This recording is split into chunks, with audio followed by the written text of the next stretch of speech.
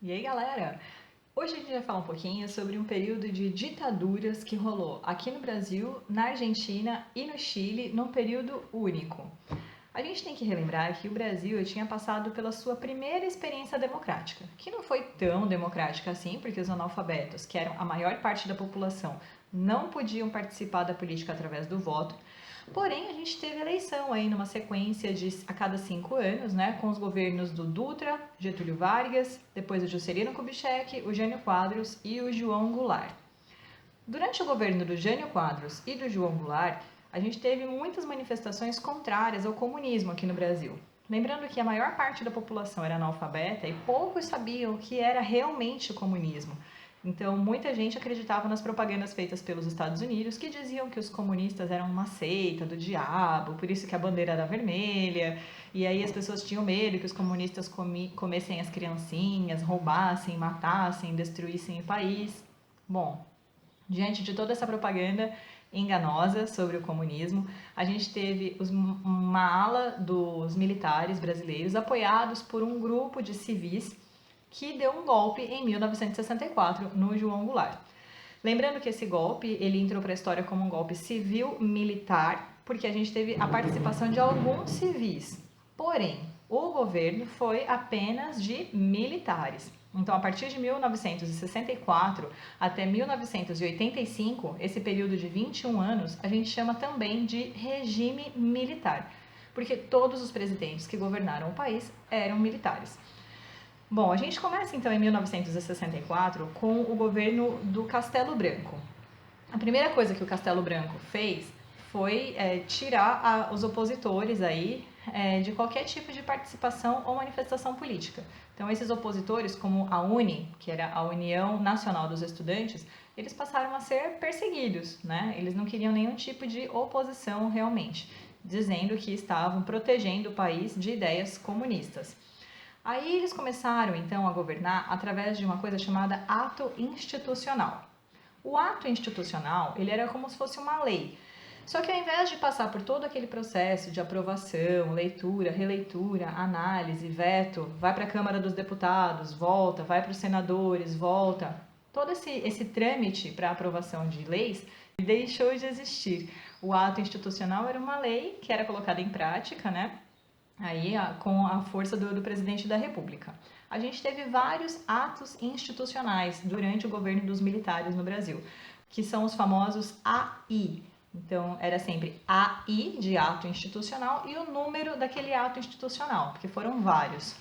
No ato institucional número 1, o presidente ele passava a ter poder para caçar os direitos políticos de qualquer cidadão, né, que fosse considerado um perigo para a sociedade. Né? Outra coisa desse ato institucional número 1, ele dava também poder para o presidente caçar mandatos. Né? O que é caçar mandato? Caçar com 2 S's. Né?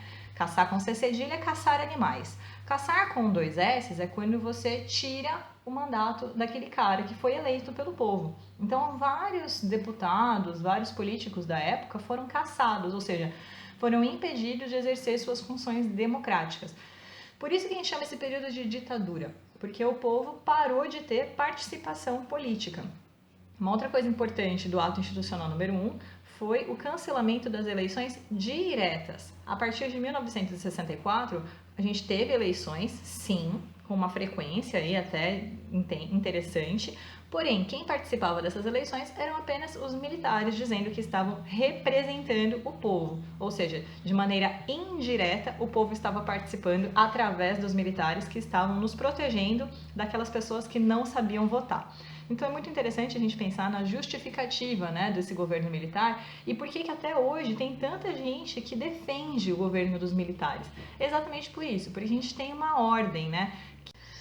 Na verdade, é uma paz sem voz, para citar aí os nossos amigos lá do Rapa, né? Que falam que paz sem voz não é paz, é medo, né? É muito interessante a gente pensar na importância da participação política nesses momentos, né, de tensão e de crise, como o Brasil estava passando nessa época. O Brasil passava por uma crise econômica gravíssima, né? E acabava de passar por uma crise política também. Afinal de contas, as pessoas perdiam aí os seus direitos, né, de participação. Ainda durante o governo do Castelo Branco, foi aprovada uma nova Constituição para o Brasil. Lembrando que a Constituição anterior tinha sido aprovada em 1946, durante o governo do Dutra, que foi a nossa Constituição mais democrática até aquele momento, né? Porque permitia que as mulheres votassem, por exemplo. Mas essa Constituição, aprovada em 67, ela era bem mais repressora. Por quê? Porque a galera não podia mais participar ativamente das eleições. Outra questão importante é que muita gente acreditava que o Castelo Branco ele ia devolver o poder para os civis e promover novas eleições. Só que isso não aconteceu. Então, aquelas pessoas que tinham apoiado o golpe, como por exemplo o Carlos Lacerda e o partido UDN, né, a União Democrática Nacional, eles também foram perseguidos e caçados. É interessante a gente pensar que tudo aquilo que eles prometeram fazer, eles acabaram não cumprindo, né? Para tentar dar um jeito na economia do Brasil, eles cortaram gastos públicos, né, e acabaram contraindo muito empréstimo dos Estados Unidos para tentar equilibrar aí as nossas contas. Outra coisa interessante que eles fizeram foi a criação do FGTS. Eu não sei se você sabe, mas o FGTS é o Fundo de Garantia por Tempo de Serviço. Parece que é uma coisa legal, né? Porque é aquele dinheirinho que o seu patrão ele vai guardando, né? Vai depositando para você e um dia você tem direito a receber aí todo esse valor. Quanto mais tempo você fica trabalhando no mesmo emprego, maior o valor que você tem direito a receber caso você seja mandado embora ou quando você se aposentar. Por que que isso não é uma coisa legal? Porque isso gera instabilidade no trabalhador. Ou seja, a partir daquele momento, o patrão ele passou a ter o direito de mandar o trabalhador embora desde que ele pagasse o FGTS. Isso fez com que a estabilidade do emprego no Brasil caísse bastante, fazendo com que os trabalhadores se submetessem a condições precárias de trabalho. Então a gente pensa sempre na concorrência, né? Ah, você não está feliz? Tá bom, vou te mandar embora, te pago o FGTS. Tudo bem. Ele recebe um dinheiro, ele gasta esse dinheiro e depois ele tem que procurar outro emprego. Então, começou a acontecer uma coisa que acontece até hoje, né? Pessoas de 40 anos, que já tinham 20 anos trabalhados, ainda não tinham condições de se aposentar, mas já tinham um salário relativamente alto, passaram a ser demitidas, recebiam o FGTS, e aí o patrão contratava um funcionário de 20 anos, ou seja, bem mais jovem, por um salário bem menor, para fazer as mesmas funções daquela pessoa de 40 anos. E essa pessoa de 40 anos ficava desempregada, porque era muito difícil conseguir emprego com essa idade. Durante o governo do Castelo Branco foi aprovado também o AI2, Ato Institucional número 2. O Ato Institucional número 2, ele extinguia todos os partidos políticos do Brasil e criava dois únicos partidos. O ARENA, Aliança Renovadora Nacional, que era o partido dos militares, e o MDB, Movimento Democrático Brasileiro, que era uma oposição controlada, né? Claro que esses dois partidos, eles participavam politicamente, mas quem é que podia votar? Apenas os militares e as pessoas que eles deixassem, né? Os interventores aí, pessoas da confiança deles. Sempre as eleições eram manipuladas e é por isso que a gente chama esse período de ditadura. Outra coisa que aconteceu durante o governo do Castelo Branco foi a aprovação do AI3, o Ato Institucional número 3. O Ato Institucional número 3 cancelava as eleições diretas para governadores e prefeitos. Então, esses governadores eles passaram a sofrer a interferência direta, eles passaram a ser escolhidos pelos militares que estavam na presidência da República, e esses governadores escolhidos escolhiam os prefeitos, ou seja, a população, de uma vez por todas, parou de participar politicamente em todas as esferas de governo. Outro ato institucional que foi decretado durante o governo do Castelo Branco foi o AI4. O ato institucional número 4, ele ampliava os poderes do presidente, ele aprovava a nova Constituição de 1967, que a gente já conversou, e ele também permitia a aprovação de duas leis, a Lei de Imprensa e a Lei de Segurança Nacional. A Lei de Imprensa era a lei que censurava jornais e revistas. Então a gente começou a ter algumas coisas interessantes nessa época. Por exemplo, você chegava numa banca de revistas e aí tinha um jornal recortado. É uma loucura isso, né? Então, por que esse jornal estava recortado? Porque ali tinha uma notícia que não era do agrado do governo. Muitos representantes dos governos iam até as empresas que faziam a impressão dos jornais, até as gráficas, e na madrugada, para ver o que ia ser publicado naquele jornal. E aí, quando dava tempo, para não precisar recortar os jornais, o que eles faziam? Eles substituíam essas notícias por coisas como receita de bolo. Então, não era estranho você pegar um jornal onde na página onde só tinha notícia, no meio das notícias tinha lá uma receita de torta de limão. Isso era muito comum durante a ditadura. Já a Lei de Segurança Nacional, ela dava direito aos militares de julgar crimes de subversão. O que seriam crimes de subversão? Comícios, eventos políticos, qualquer coisa que pudesse ameaçar a paz nacional ou que pudesse ser considerado uma ameaça comunista. Chega de Castelo Branco, né? Muita coisa para um governo tão curto. Em 1967, ele foi substituído por um outro militar, o Arthur Costa e Silva, que também era general. Bom, o Arthur Costa e Silva ele era considerado representante aí da linha dura do exército. Esse pessoal da linha dura, eles eram adeptos da doutrina de segurança nacional, que foi colocada em prática através da nossa Lei de Segurança Nacional. Essa doutrina de segurança nacional, na verdade, foi uma ideia bem estadunidense, né? A galera dos Estados Unidos chamava de subversivos as pessoas que apoiavam o comunismo da União Soviética. Então isso se espalhou por vários países do mundo e aqui não foi diferente. É claro que a galera que estava aqui no Brasil não apoiava, nem todo mundo apoiava os militares, né? A gente tinha vários movimentos de contestação e de pedido de redemocratização. Durante o governo do Costa e Silva, ele enfrentou uma passeata super importante, chamada de Passeata dos 100 mil, porque tinham 100 mil pessoas participando aí, protestando contra o governo deles. Diante de tantos protestos, né, então o Costa e Silva decretou o Ato Institucional número 5, bem famoso, né, o AI-5, que foi considerado o ato institucional mais duro de todos, porque ele tinha duas questões muito importantes. Tinha várias questões, mas as mais importantes. Ele dava poder para o presidente decretar o estado de sítio. Lembrando que o estado de sítio é aquela situação em que o presidente ele pode retirar direitos de todos os cidadãos, direitos constitucionais, né? Como, por exemplo, o direito de ir e vir. Sabe aquela coisa? A partir das 10 da noite está proibido sair de casa. Então, é isso aí. Outra questão importante do AI-5 foi o fim do habeas corpus, né? Então, para quem não está muito familiarizado, o habeas corpus é um recurso jurídico muito utilizado quando a pessoa ela é presa sem ser em flagrante. Então, às vezes, a pessoa ela é presa, acusada de algum crime, aí o advogado entra com um pedido de habeas corpus. Habeas, livre, né, aberto, corpus, né, corpo livre, corpo aberto. Então, pede para a pessoa aguardar em liberdade até que ela seja julgada. Então, por quê? Porque enquanto ela não é julgada, não se sabe se ela é culpada ou não. Então, o direito de habeas corpus, ele foi cassado, ele deixou de existir a partir do AI-5.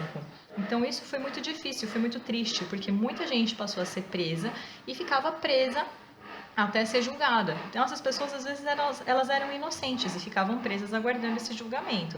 Então, é importante a gente pensar na importância do habeas corpus, que existe hoje e que deixou de existir durante a ditadura militar, porque naquele período todos eram considerados culpados, até que se prove o contrário. Hoje não. Hoje todos são considerados inocentes até que se prove o contrário. Então, se você for acusado de alguma coisa, a pessoa que está te acusando é que tem que provar que você fez aquilo, e não o contrário, né? Então, é muito triste a gente pensar que todos os cidadãos brasileiros passaram a ser suspeitos de qualquer coisa, de qualquer crime. É muito triste quando o governo desconfia da sua própria população. Bom, Costa Silva acabou morrendo aí de um acidente vascular cerebral, né, um AVC. Durante 2 meses, o Brasil foi governado por uma junta de militares, né? E essa junta de militares aprovou algumas coisas bem tristes, como, por exemplo, a pena de morte. O Brasil teve pena de morte durante o regime militar.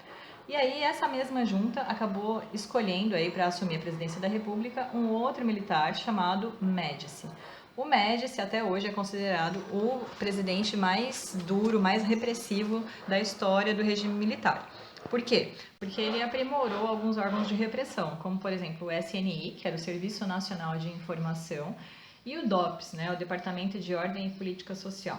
Eles privilegiavam as delações, né? Então, os delatores aí foram bastante beneficiados nesse período. E, às vezes, essas delações, elas não eram verídicas, né? Então, por exemplo, a pessoa estava tomando alguma coisa num bar, o dono do bar não gostava muito daquela pessoa, dizia, olha, o fulano que você não acusava de comunismo, ele tá aqui. E aí a polícia chegava, levava essa pessoa embora e nunca mais se ouvia falar nessa pessoa. Depois que o regime militar terminou, a gente ficou sabendo que essas pessoas elas eram torturadas para que elas confessassem crimes que elas nem sempre tinham cometido, né? E acabavam sendo mortas, né? Porque se elas fossem libertadas, elas contariam o que elas passaram, o que elas sofreram. Então a gente teve aí milhares de pessoas que desapareceram durante a ditadura militar e até hoje os parentes dessas pessoas não têm nenhuma notícia, não foram indenizados e esses militares não foram punidos. Todos os cidadãos passaram a ser suspeitos de alguma coisa. Então é muito triste quando um governo que tem por objetivo proteger a sua população ataca a sua própria população, né? Mas nem todo mundo concordava com isso. Então, durante o governo do Médici, né, apesar dele ter sido super repressivo e linha dura mesmo, a gente teve muitos movimentos de contestação e de pedido de redemocratização. A gente chama de grupos de guerrilha, que são pessoas que realmente têm armas e começam a tentar combater aquelas injustiças sociais. Aqui no Brasil a gente teve vários grupos com objetivos diferentes, mas todos eles tinham em comum serem oposição à ditadura dos militares. A gente pode destacar a Ação Libertadora Nacional, a ALN, liderada pelo Carlos Marighella, e a Vanguarda Popular Revolucionária, a VPR, liderada pelo Carlos Lamarca. Né? Então é interessante a gente pensar que toda essa galera, eles praticavam assaltos a banco, né, para conseguir dinheiro para as lutas deles, né, porque eles não tinham como trabalhar legalmente, já que eles estavam sendo perseguidos pelos militares, né. Uma outra tática desses grupos armados eram sequestros, né, então geralmente eles sequestravam pessoas de muita visibilidade. E por que eles faziam isso? Porque eles eram maus e, como todo comunista, queriam comer as criancinhas? Não, na verdade, eles sequestravam as pessoas para trocar pelos desaparecidos. Então, pessoas do movimento deles eram presas, desapareciam. Então, eles sequestravam pessoas de muita visibilidade, importantes para o governo, para trocar, né, como moeda de troca mesmo. Ninguém tinha como provar que as torturas aconteciam e que os militares estavam matando as pessoas. Então eles diziam que tudo isso era mentira, que isso não estava acontecendo e faziam bastante propaganda do Brasil, né, como um todo. Então vários símbolos foram criados nessa época. Inclusive eles se aproveitaram de eventos como a Copa do Mundo, né? Lembrando que o Brasil foi campeão na Copa de 70 e aí veio aquele slogan muito famoso: ninguém mais segura esse país, né? Então é muito interessante a gente pensar em como eles manipulavam algumas informações que não tinham nada a ver, assim, diretamente, não tinha nenhuma ligação direta com a questão econômica ou política do país, mas que foram aproveitadas aí para que as pessoas confiassem e acreditassem que o governo sabia o que estava fazendo. Além disso, a gente foi beneficiado por um período muito interessante, né? Que foi esse período de estabilidade durante a Guerra Fria, porque os Estados Unidos, tentando conseguir adeptos para o seu capitalismo, emprestou muita grana para vários países, inclusive para o Brasil. Então isso dava essa ilusão de estabilidade, né?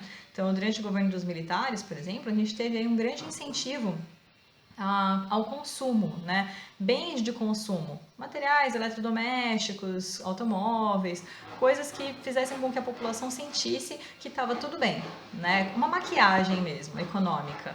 Mas como toda maquiagem, é uma coisa que não dá pra gente sustentar para sempre, né? Ninguém acorda maquiado, ninguém vai dormir maquiado. E quando essa maquiagem caiu devido a uma questão externa lá com os árabes e os israelenses que estavam brigando por causa do preço dos preços do petróleo, aí a gente começou a ver a realidade, a vida como ela é. Então o Brasil estava super endividado e as poucas riquezas que a gente tinha aqui estavam concentradas nas mãos de poucas pessoas. A maior parte da população estava aí passando necessidade. Bom, quando acabou o governo do Médici, a gente teve aí então a substituição por um outro militar chamado de Geisel. E o Geisel, ele era mais moderado, né? Então ele prometia que ia acontecer a abertura democrática, mas que ela teria que ser gradual, gradativa e segura. Então, durante o governo dele, a gente teve até algumas tentativas interessantes aí, né, de abertura democrática. Uma das coisas que ele fez, né, foi aí permitir a propaganda eleitoral na televisão, né, que tá aí uma coisa para inglês ver, né, para dizer que estava permitindo. Lembrando que a gente só tinha 2 partidos, né, não tinham outros partidos. Esses partidos eram comandados aí pelos militares, né. Bom, durante o governo dele aconteceu uma coisa super interessante, que foi a morte do Vladimir Herzog. Vladimir Herzog era um jornalista muito famoso na época, acusado aí pelos militares de incentivar, de ser subversivo, né, de incentivar o comunismo, e aí ele foi convidado a dar um depoimento e ele morreu na prisão, assim. E aí foi muito interessante porque a morte dele até hoje é muito questionada. Os militares disseram que ele se matou, mas a foto divulgada pelos próprios militares mostra o Vladimir Herzog pendurado numa corda com os pés, os joelhos dobrados, ou seja, como é que ele ia se enforcar sendo que não tinha altura suficiente. Então, o enterro dele, né, o velório e tal, ele foi um ato de protesto. As aglomerações estavam proibidas porque representavam uma ameaça para o governo. E aí aconteceu uma aglomeração importante no velório do Vladimir Herzog. Foi uma das maneiras mais sutis de protesto e mais eficientes também. Apesar de todo esse escândalo aí da morte do Vladimir Herzog, o Geisel insistiu nessa política de reabertura democrática. Então, em 1978, ele extinguiu todos os atos institucionais, né? Então, a população recuperou aí o seu direito de habeas corpus. Desde que o regime militar começou, muitos brasileiros protestavam contra pessoas que tinham sido expulsas do Brasil, né? Exilados, que a gente chama. A gente teve muita gente famosa que foi exilada, né? O Caetano Veloso, por exemplo. Apenas durante o governo da presidente Dilma, a gente teve uma intenção de rever esses crimes cometidos por militares, né? Quando ela criou a Comissão Nacional da Verdade, uma comissão para investigar mesmo os crimes cometidos durante a ditadura e punir as pessoas que tinham sido anistiadas naquele momento. Tá? Muito importante a gente saber que a Dilma, assim como outras personalidades importantes do Brasil, foram torturadas nesse período, né? São sobreviventes do regime militar. Portanto, merecem muito respeito ao defender a democracia num momento tão difícil. Antes de encerrar essa aula, eu queria citar para vocês ditaduras que aconteceram aqui pertinho da gente no mesmo período. A gente tem o caso do Chile e da Argentina. Vamos falar um pouquinho do Chile, então? O Chile, ele teve uma experiência democrática aí, né, muito interessante na década de 60, então de 64 a 70, eles tiveram o governo do Eduardo Frei, que era cristão, era uma democracia mesmo. E aí teve eleição, né, em 70, e quem ganhou foi um cara chamado Salvador Allende. O Salvador Allende, ele defendia aí a implantação, sim, do socialismo, né? Pretendia essa redistribuição de riqueza, só que de maneira pacífica, né? Sem uma ditadura, por vias democráticas mesmo. Então, quando ele assume o governo, a primeira coisa que ele faz é propor uma reforma agrária e outros tipos de reforma em busca de diminuir a desigualdade social da população no Chile. É claro que ele ganhou inimigos dos dois lados, porque a gente tinha uma galera mais extremista que queria que ele fosse um pouco mais audacioso, um pouco mais ousado diante dessa aplicação aí das políticas de redistribuição de riquezas. Não queria que a coisa fosse mais violenta mesmo, né? Mais rápida. E do outro lado, ele tinha contra ele alguns empresários chilenos apoiados pelos Estados Unidos. Então, o que esse pessoal começou a fazer, esses empresários e os Estados Unidos? Eles começaram a tirar os seus investimentos do Chile. E isso provocou uma crise econômica importante. Em 1973, então, alguns militares, apoiados aí pelos Estados Unidos, invadiram o Palácio do Governo, mataram o presidente e colocaram no lugar dele, para governar o país, o general Augusto Pinochet. O Pinochet ficou 17 anos no poder, né? Então é importante a gente pensar que foi realmente um período bem aqui perto foi exatamente o período em que o Brasil também teve uma ditadura dos militares, né? A ditadura do Chile, ela teve a diferença que eles fortaleceram bastante a questão capitalista mesmo, né, empresarial. Então, o Pinochet privatizou várias empresas, né, e como qualquer outro ditador, perseguiu, exilou e matou seus adversários. Foi uma situação muito triste aí para a história do Chile, principalmente porque o Pinochet incentivava a despolitização da galera, né? Ou seja, queria que pessoas consumistas, né, e pouco envolvidas aí com política, tá? Em 1980, o Pinochet, ele outorgou, né, ou seja, ele colocou em prática, ele autorizou aí uma nova constituição para o Chile. E essa constituição, ela previa um plebiscito, ou seja, a galera tinha que ir para as urnas, né, ele permitia que as pessoas fossem votar, ele permitiria que as pessoas fossem votar, para escolher se ele poderia continuar ou não mais 8 anos aí da sua ditadura, né? e quem venceu foi o não, né? Esse não aí foi bem traumático, não só para o Pinochet como para todos os chilenos. E apesar de ser traumática, né, o Pinochet tentou aí impedir, né, que essa decisão do plebiscito fosse colocada em prática, mas ele não conseguiu. E aí, em 1989, a gente teve aí a volta da democracia ao Chile depois de muitos protestos. Já da Argentina, né? A Argentina tem uma história interessante em relação a golpes militares. Para vocês terem uma ideia, de 1930 a 1976 ocorreram 6 golpes militares na Argentina. No início dos anos 70, o ambiente era bem violento, né? Bem agressivo, porque boa parte da galera apoiava o Perón, que tinha sido um ditador, né? E um pouco mais populista, e ele estava exilado na Espanha, né? Em 1973 aconteceram eleições e quem ganhou foi o Héctor Câmpora, que ele era peronista, né? Ele apoiava aí o Perón e ele renunciou para que fossem realizadas novas eleições e o Perón fosse eleito. E foi o que aconteceu. Só que o Perón morreu no ano seguinte. Quem assumiu o poder foi a esposa dele, né? Que era a vice-presidente.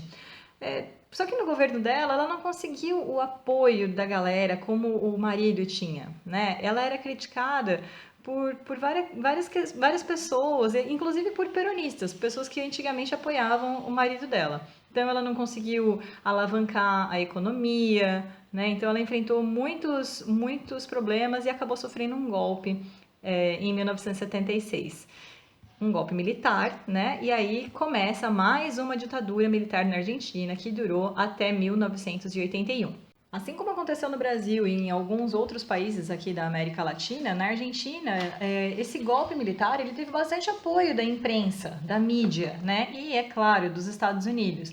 Lembrando que a gente estava no meio da Guerra Fria, então a maior parte das pessoas tinha medo que o comunismo fosse implantado por aqui. Então, muita gente que não era militar apoiava os militares com medo do comunismo. Na Argentina, os militares não tiveram nenhuma habilidade com a questão econômica, né? Então, eles tiveram um processo chamado de desindustrialização, porque eles realmente pararam de investir na indústria interna, favorecendo a entrada de produtos importados, né, na Argentina. E como as outras ditaduras aqui da América Latina, perseguiu, matou, né, muita gente que fazia oposição ao governo. Surgiu, inclusive, lá um grupo bem famoso, conhecido como as Mães da Praça de Maio. Essas mães, elas ficavam perambulando pela praça, né, com um lenço branco na cabeça, como se elas estivessem procurando pelos filhos que tinham desaparecido. É uma situação bem triste, né? Bom, gente, na próxima aula a gente vai conversar um pouquinho sobre como essa ditadura aqui do Brasil terminou, né? E o que estava rolando no mundo, né? Enquanto essas ditaduras estavam rolando aqui na América Latina. A gente vai falar um pouquinho sobre a Guerra Fria, né? E, bom, eu espero vocês. Até lá!